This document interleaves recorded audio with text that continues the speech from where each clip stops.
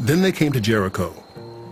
As Jesus and his disciples, together with a large crowd, were leaving the city, a blind man, Bartimaeus, which means son of Timaeus, was sitting by the roadside begging. When he heard that it was Jesus of Nazareth, he began to shout, "Jesus, Son of David, have mercy on me." Many rebuked him and told him to be quiet, but he shouted all the more, "Son of David, have mercy on me." Jesus stopped and said, "Call him." So they called to the blind man. "Cheer up! On your feet!" "He's calling you!" Throwing his cloak aside, he jumped to his feet and came to Jesus. "What do you want me to do for you?" Jesus asked him. The blind man said, "Rabbi, I want to see."